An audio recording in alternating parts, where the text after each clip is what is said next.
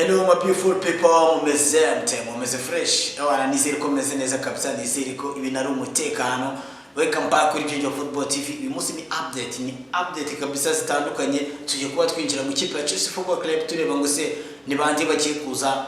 Transfer window of course igiye gutangira igikombe cy'isi nacyo amakipe atandukanye maragenda hamagara bamwe baribura abandi ntibibone. Ibyo bikaba umukinnyi utagiye muri international duty cyangwa utagiye kwitabira ikipe yabo y'igihugu, biba ari frustration kuri we, ariko ku ikipe ya club yiwe biba ari done deal, kubera ko umukinnyi mu gikombe cy'isi ashobora kugenda akavunika, ashobora kugenda bikagenda gute. Iyo bagarutse baritanenze ku maklub yabo babananiwe, bisaba ngo bafate igihe runaka bari kavaringa, ugasanga noneho babandi batahamagawe cyane ko barimo amazina akomeye amwe ataragiye ahamagarwa. Turasubira mu kanya mu kipe ya Chelsea Football Club, ni mpamvu batahamagawe nayo usanga babandi batahamagawe bari fresh. So umuntu uvuye gukina muri sama yose undi yibere kuri pitch ari kwinywera aga cocktail, match zirebera kuri TV, araruka kabisa bihagije. Ikindi atangira pre-season akajya muri gym akirukanka mu gihe wahonda ari gukina ama competition, ubundi yibereye mu rugo. Abo bantu iyo batangiye season wawundi wasigaye yibereye mu rugo ni ufite gabare, ni ufite umeze fresh. Reka ndeke gutinda ku bya call up z'igikombe cy'isi, nikire kuri breaking news. Fabrizio Romano ni uje atubwira ngo Chelsea agreed a deal to sign Evarante Barco. Uyu ni umupeti ukina muri Strasbourg. Here we go. Nababwiye iyo Fabrizio Romano avuze ngo here we go 99.9% iyo deal bayaciyemo. Ni gake cyane azavuga ngo here we go iyo deal nice, mukubera yuko uyu ni umunyamakuru ufitanye connection nyinshi n'aba agent, arazwi ku mugabane w'Uburayi. Fabrizio Romano iyo akonfirmye deal aba yayikonfirm.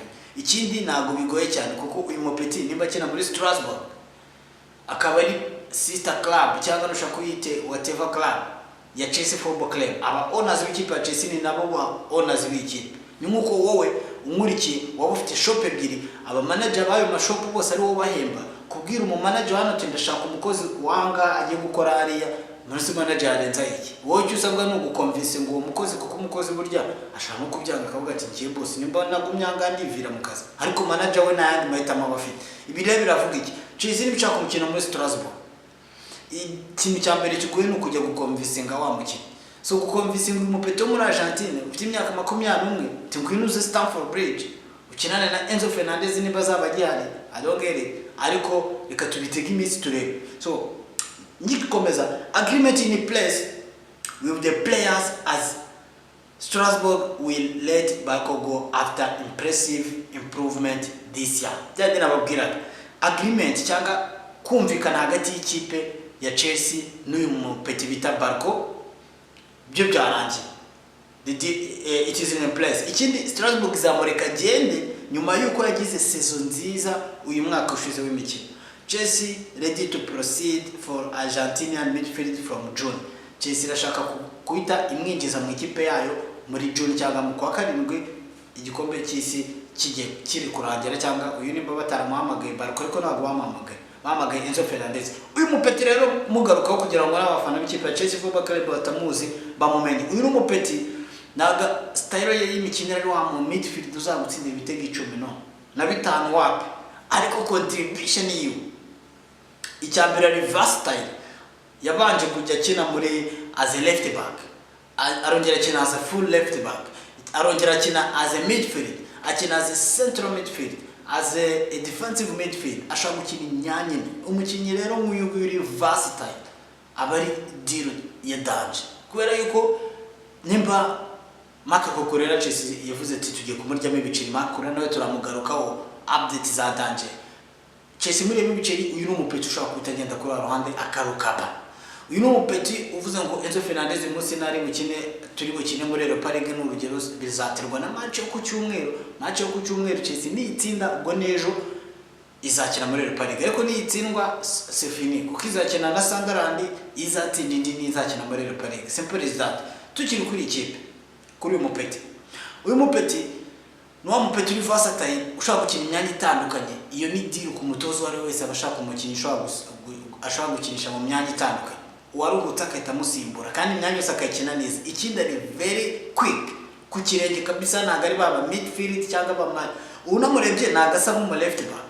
Ubundi aba left back ikintu cya mbere tubazo no kutamenya gucenga cyane, ni bake cyane ba Marcelo ushaka kujyana ba Alexandro Arnold ushaka kuvuga bakeya cyane bashobora gucenga bari flexible nkabura Marc Cucurella ntago wamushyira wamubwira ngo fata akazi ko kwinjira muri midfield abikore neza kurusha no mupeti, kuko uyu mupeti ashaka kugucenga impande zombi. Ikindi ni mugufinya arihuta cyane, ntabyibushye ntaremereye, n'umupeti uri very good on feet ku kirenge rwose ntabwo apfa kumukora baro. Ikindi afite ikintu bita ma long range passes, atera imipira miremire cyane imbere. Ubwo ngubwo abataka ba Chelsea nibo baba babikiriyemo, kuko aga hesitation gatoya ahita gushyira bari imbere ukatumena umuzamu agatuza. Uyu mupeti rero bako njye nta kintu cyinshi nabivugaho. Ikipe ya Chelsea kuva yadisize kumuzana nimba Alonso cyangwa umutoza mushyashya w'ikipe ya Chelsea Football Club yabikonfirmye, who am I to say no? Uyu mupeti ashobora kuza akajoininga, cyane cyane ko Chelsea izabikina imikino igakina kuwa kane muri Europa League. Nimba kuko izajya muri Europa League bizaturwa na match ku cyumweru, nyuma igahita igaruka kuwa gatandatu ikakina indi match. Aho ngaho ukindi squad nini kandi handi ushyiramo umukinnyi ukavuga ati uyu nguyu ugiyemo arakora akazi kajya kungana nuko uwasimbuye. So reka twikomereze. Uwo ni Fabrizio Romano ari kutubwira ku by'uyu mupeti, ariko amakuru ahari cyane mu ikipe ya Chelsea ntago ari abari kuza, kuko abari kuza bo bari kuvuga ni benshi ngaho ba Victor Osimhen. Nanga kuhita nzana inkuru itari nk'iyi ni done deal, iyi ni deal biri yabaye yarangiye. Nanga kuzana inkuru ngo nyamara ngo Chelsea ngo irifuza ngo Lionel Messi ngo bla bla bla. No, uko nguko ntago ari ko anga kwibye Football TV dukora. Anga tuzana inkuru iri very concrete, inkuru tuvuga ati kabisa iyi ngiyi yabaye cyangwa irabura gatoya. Naho kuba abantu bagenda ari abakandika kuri za Twitter naye kuri X kuri bagashyira y'amakuru yose abonetse ari yose, nanjye nabyandika. Simfite se keyboard no kubyandika muri machine nkabiposte nkavuga ati Cristiano Ronaldo muri Chelsea here we go. Ibyo biroroshye, ariko njyewe n'abantu bakurikira by'inyo Football TV tubiziranyeho neza yuko ndagenda ngacukumbura nkareba ewana ni hehe kabisa birimo apani bya Rumors, kuko Rumors muzumva hano henshi. Reka twikomereze. Iyi ngiyo nakasa moto, iyi ngiyo iraza ari rumena amabuye, uwo bita Enzo Fernandez. Enzo Fernandez we biragoye cyane, deal ya Enzo Fernandez iragoye cyane. Iyi deal izakomeza igende, nanabibabwirira hano, izakomeza igende kugeza muri June mu kwa karindwi, kubera ko aka kanya ubutuvugana nta kipe yaza ngo itishyira amafaranga Chelsea ishaka. Impamvu ya mbere, Enzo Fernandez afite contrat n'ikipe ya Chelsea Football Club kugeza muri 2032. Iyi contrat isinye muri 2023, asinye imyaka 8. Murabyibuka tumukora Chelsea mugura ku munota wa nyuma neza, habura umunota umwe ngo transfer window ifungo. Chelsea kamwishyura miliyoni 100 zuzuye. So amaze gukina imyaka igira muri 45 usubiragiye, si imyaka 8 ngo asigaye amaze gukina. Reka tuvuge sezenye zikurikirana. Muri izi sezenye zikurikirana Enzo Fernandez yahoze ari wa mukinnyi utajya umanura level urwego rwe, ahora yimprovinga. Nk'ubu muri sezo yasoza afite ibitego 16, assist 10 muri Premier League, all competition ibitego 20. Come on, umu midfield utari umwataka utajya ujya mu mvune, uhora ari consistent mu kibuga. Ewa naho ngaho amakipe yose kuba yamutera ijisho akavuga ati ikindi ni Club World Cup winner, ni World Cup winner with his international team na Argentine. Ikindi yarahamagawe ni umwe muri top candidate zo kuba abakapiteni b'ikipe ya Argentine. Bro, uyu ni umukinnyi kabisa nawe wakwifuza gushyira muri midfield yawe. Reka turebe none ikipe yaje ntiyagatera.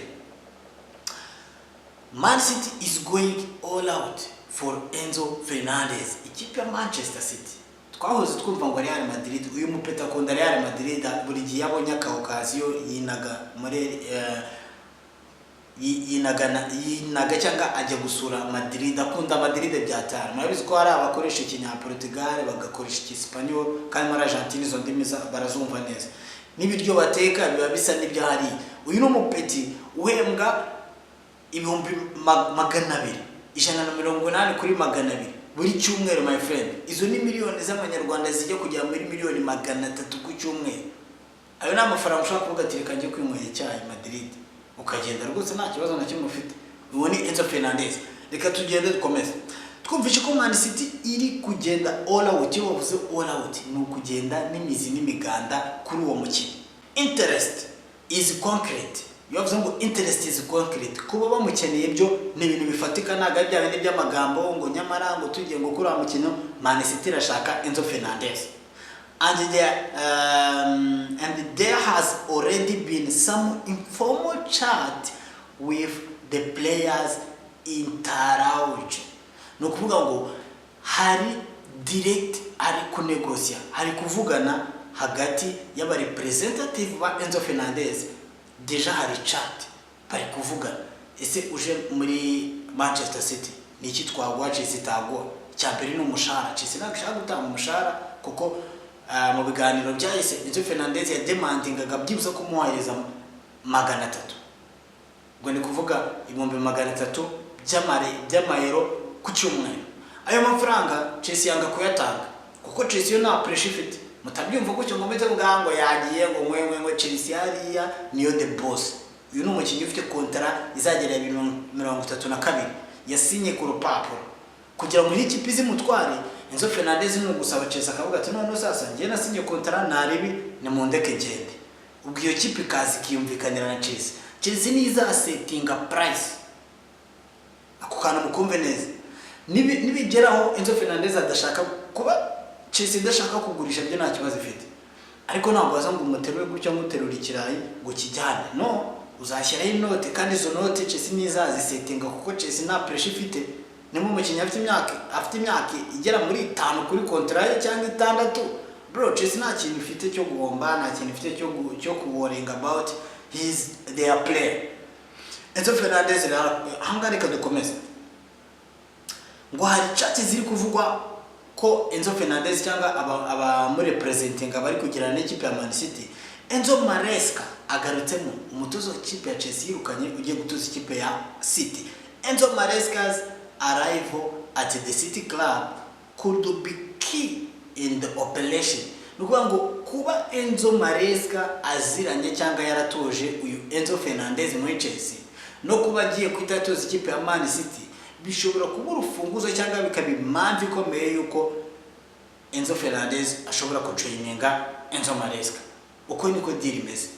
Nabasobanurira bwa ati hanga Chelsea nta muntu uzayiforcinga handi. Cyo bita guforcinga handi ni ukuyibwira ngo gurisha cyangwa bigende gutya. Chelsea ishobora kuvuga ati n'ubu twebwe nimushake muzane 200 nayo turi bufate.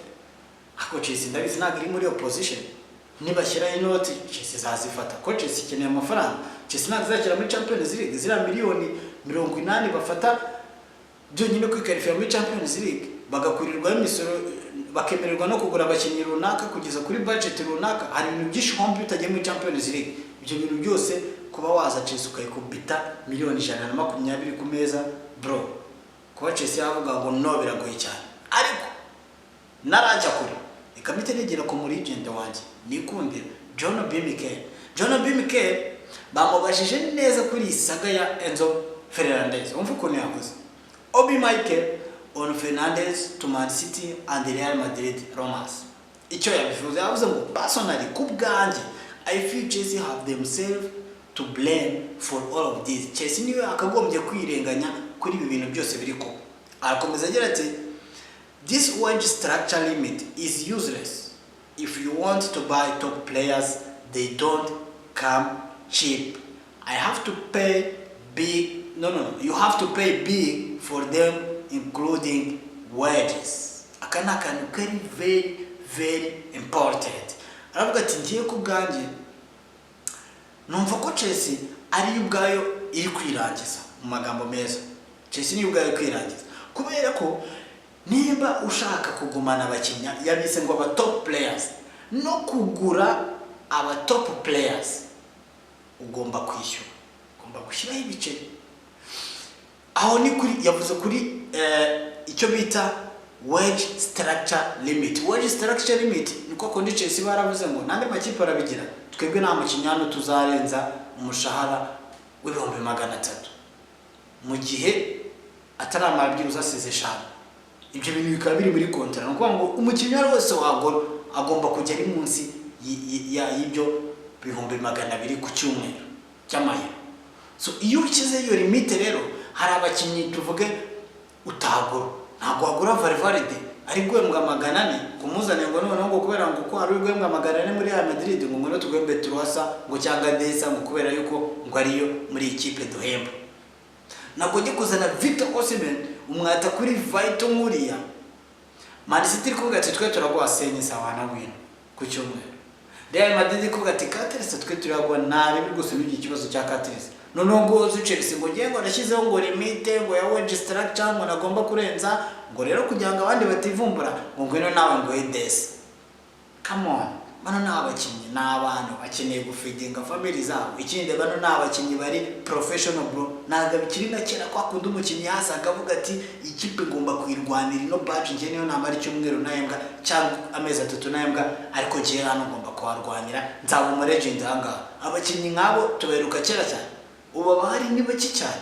Umukinnyi w'ungwara barakavuga ati transfer ngira buri myaka 2, ndabona ino kipe idashaka kunyongerera amasezerano, wakugendera kiri kare nkajya gukora inote za dance. Kuki abakinnyi bari kujya muri Saudi Arabia simwe nta kintu mwumvamo? Reka twikomereze.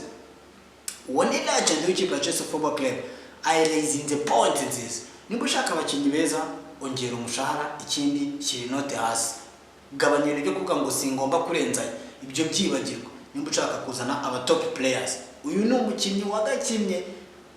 John Obi Mikel yatwaye Champions League na Chelsea, John Obi Mikel yatwaye Premier League, John Obi Mikel yatwaye AFCON n'ikipe ya Nigeria. Come on, have some respect. Enzo Fernandez deserves a pay rise, to be honest, and this whole Chelsea wage structure thing will not help players like Enzo or new top signing for to be committed.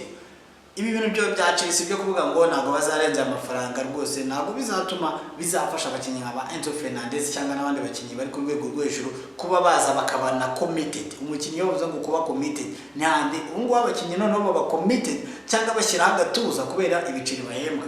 Ikindi, if Chelsea want experience they need to pay for them, and selling Enzo would be a big mistake. Nuko asojagira ati niba Chelsea shaka aba ekabibwe uko yabivuze, if Chelsea want experience, Chelsea nibishaka abakinnyi bamenyereye kuko dufite amakuru ko Chelsea shaka kugura abakinnyi 2-3 bari kuri top caliber, apana abapeti b'imyaka 21, 18, 19. Abo ngabo turabafite muri academy mu kanya bamaze no gukubita Man City. Academy ya Chelsea imyaka 18 yo irarenze, ni nawe muri Premier League irenze kabisa kuko ni watwaye igikombe cy'abana batenye imyaka 18. Ntabwo nirwa mbagarukaho, abo turabafite wijya kubongeramo abari barahagije. So aravuga ati Chelsea niramuka igurishije Enzo Fernandez izaba ari big mistakes, ariko nubwo ari legend nanjye ndamwubaha cyane. Ako nanjye arakanuje kongera metamva kuri Enzo Fernandez karagira kati umukinnyi niba adashaka kuguma mu kipe ya Chelsea Football Club ubundi mu mubitse niki wagwa. How can you play by force? Of course afite contract ku kipe ya Chelsea ntabwo dukeneye guhimana murabizi. Saga yarahimo Sterling tubona abakiriya bo muri za Bundesliga, tukabona abakiriya bo muri Eredivisie, tukabona abakiriya bo mu Faransa akanga kujyayo, bagashyiraho n'inota akanga kujyayo, bakavuga ati ngiye ndashaka kuguma hano London. Kubera iki? Yari afite imyaka 3-4 kuri contract ye kandi afite umushahara mwiza mu kipe ya Chelsea. Akavuga ninjya muri turado kipe ntabwo tuzamemba umushahara mwiza, ikindi nzaba we akabara ku mushahara we gusa. Chelsea yavuga ati okay nawe ntabwo uzakina, ugiye kujuguma mu rugo iwanyu, wanze ko tukugurisha ngo kubera ufite contract. Chelsea nawe rero shaka yakina umupira muremure gutya, akavuga ati Enzo Fernandez urakina, nimba udakina twene tugurisha yaba ari gahe afite contract. Ariko Chelsea shaka kuri bikavuga ati izi note ziraryoshye, ikindi muri iri jana cyangwa mu ryibiri dushobora kwita tuguramo abandi bapeti nka 3 cyangwa 4 tukatugenda tukazamana aho bita Rodgers muri Aston Villa tukatumukubita 70-80. Dushobora kugenda here and there Yildiz tukagenda muri Juventus tukamwishyura 60 bamuduha, ikaba ari uko nyine ivuga tukanugukaho 40. Ibintu nk'ibyo ngibyo Chelsea ntabwo yakwanga inote, ntabwo biba. Ariko reka tutegereze turebe yiba ari rumaze. Genda nanasoza rero sasa undi mukinnyi mutagomba kwirengagiza uwo bita Marc Cucurella. Why kweri kinzanye Marc Cucurella? Hold on, Marc Cucurella nawe mu bakinnyi bagiye batanga comment bavuga ngo ngo structure y'ikipe ya Chelsea Football Club ngo ntakigenda ngo nikundira kwibera muri Espagne, avuga ayo magambo mwese murabyibuka twabigarutse hano. Ariko none aya nta makuru kabisa avuye no ku kinyamakuru Mundo Deportivo. Kile kinyamakuru gikomeye cyane ku mugabane Burayi. Atletico Madrid have made Marc Cucurella their priority target for the left back position this summer. Atletico Madrid ya y'umutoza Simon aravuga ko priority ya imigo ya kuri left back nta wundi bashaka uretse Marc Cucurella. Barakomeza. The defender is open to return to Spain. Uyu defense Marc Cucurella ari open, baravuga ati ntarebe ngiye kujya muri Spain, but his price tag igiciro Chelsea iri kumushyiraho na contract afite mu ikipe ya Chelsea is a major obstacle for Atletico. No mutego ukomeye cyane kuri Atletico. The same issue kuri Enzo Fernandez. Ariko kuri Marc Cucurella ho mwitonda ho gatoya. Marc Cucurella contract izarangira 2028. Urumva afite season ebyiri muri June. Urumva afite season ebyiri mu ikipe ya Chelsea Football Club. Chelsea tamugurishije no sama. Muri samitaha azaba buri umwaka umwe kuri contract. Nukuvuga ngo umuntu uzaza kumugura abura umwaka umwe azaba abwira ati murayafata cyane muyafata, nimutayafata next year nari nzamutwarira ubuntu. Uwo ni wo mutegurimo. Ariko Chelsea mugurishije kano kanya yabifite ijambo, yabivuga ati okay ukuntu ibintu bimeze cyafite imyaka 2 twe dushaka twananzara y'amafaranga dufite imyaka 2 twamureka twakadukinira nari imyaka 2 nta kibazo kabisa Marc Cucurella urashyire bice cyangwa nabishiraho. Nuko ngo Chelsea cyafite agatuza, ariko Chelsea niba ishaka kuryamo inote zigaragara izazijyamo muri isama, kuko sama itaha already Chelsea na power izabifite, izamugurisha cyangwa imureka agendera ubuntu. Ariko ubu ngubu Chelsea cyafite agatuza kuko yavuga ati twebwe acyafite imyaka 2 yacu muramugurana mugore contract y'imyaka 2 ikirye. Ariko agati Atletico nimbiri iri seri anga irishyura nka miliyoni 40 Chelsea shaka kuyanga, ariko senkane bro nishyira miliyoni senkane Chelsea shaka kuyafata, kuko Marc Cucurella ku mushahara w'ibihumbi 180 ku cyumweru bro Chelsea shaka kuvuga ati turate tuzana Lewis Hall tutumukubita umushahara w'I5 niyo twamurije na Lewis Hall azafata. Nidushaka tumuhira Ig5 reka tumuhira Ig5 mbakora twamwembaga Ig8 kandi Lewis Hall angaza azakina agakina kapira fresh. Uyu mupeti bita barukomaze kubabwira nawe Chelsea yakuye muri Strasbourg nababwiye ko shaka gukina kuri left back. Jordan hatashaka gukina kuri left back. Come on, it's a win-win situation ku ikipe ya Chelsea Football Club. Arakomeza agira ati Xabi Alonso's appointment as a Chelsea manager could scope Atletico's hope of signing Cucurella. Kuba umutoza Xabi Alonso yongemo kuba ari uwo muri Espagne ashobora gutuma iyi deal ya Marc Cucurella. With the 44-year-old keen to keep hold of Spanish defender. Ariko ngiye ntabwo abihamye kubera ko Xabi Alonso ntabwo arinjira neza mu kazi. Azatangira akazi ku itariki ya mbere neza z'ukwezi kwa gatandatu. Niho ikanze mbirebe neza naza kwibeshya. Ku itariki ya mbere z'ukwezi kwa gatandatu nibwo azatangira akazi ke. So bivuze ngo aka kanya kwituvuga ngo arashaka kugumana Marc Cucurella. Xabi Alonso nta mukinnyi ashaka kugumana, nta n'umukinnyi ashaka kwirukana kugeza ubwo yinjiye muri dressing room y'ikipe ya Chelsea Football Club. Nibwo tuzatangira kumenya ese ni ndashaka ni ndadashaka. Ariko aka kanya umuntu wese uzajya utanga amakuru akincludingamo Xabi nako umutoza wa Chelsea Xabi Alonso ibyo uzajya ubyemera 50-50, kuko ubu ngubu ikipe ya Chelsea ni igifite inkoni. Ninjira mu muryango bazicara baganire avugane na Marc Cucurella gutya vis-a-vis amaso ku maso, ambwiye ati bose n'abanye Spain bavugane imbona nkubone ese uri committed. Ngiye nagukoresha muri 3 at the back, wakina muri batatu b'inyuma cyangwa ngagukinisha imbere gato as a winger wimvatinga cyangwa usubira inyuma ufasha defense. Urabibona gute? Marc Cucurella ambwiye ati ariko ngiye nubwo nakinanga umushahara wanjye uragenda gakeya, vugana n'ababosi cyangwa n'ikiniki. negotiation zizawe. Ni kimwe no kuri Enzo Fernandez bazica bavuga ati muri midfield yanjye ndashaka kuba mbona Enzo Fernandez, Moses Caicedo, Andre Santos cyangwa Barco cyangwa n'Odore wese. Ariko mu gihe Enzo Fernandez avuze ati ngiye rwose ndacyakunda Real Madrid, niyo njyamye ndayirota, numva rwose nshaka kujya Madrid, cyangwa ndabona Enzo Maresca inshuti yanjye igiye muri Man City mwandika nkigendera, bro ntabwo umutoza yifuza gutoza umukinnyi udashaka kuguma aho ngaho. Azatabwira ikipe ya Chelsea mwumvikane na City babaha 100 babaha 90 babaha 200 muyafata ayo ngaho twebwe turayafata. So nuko ngo gahunda zigenda, ariko umutoza atarinjira mu muryango aho ngaho nta kintu kiba kivuze. Akabonus uwo bita Thomas Tuchel yavuze impamvu yasize Cole Palmer. Fabrizio Romano n'ubi breaking aragira ngo Cole Palmer wasn't as decisive as the previous seasons. He wasn't available for us a lot and wasn't decisive. Avuga ati Cole Palmer ntabwo yari decisive, ntabwo yani yari sharp, ntabwo yakubitaga ngo amenagure nko muri season zitambutse. Nta nubwo yabonekaga buri gihe uko England yakinaga imikino itandukanye. He also compete in the right half 10 position. Ikindi ahatanira umwanya ku w'icumi cyangwa ku 10 wegera ku ruhande kuri wing, aho where we decided for Jude, Morgan and EBS.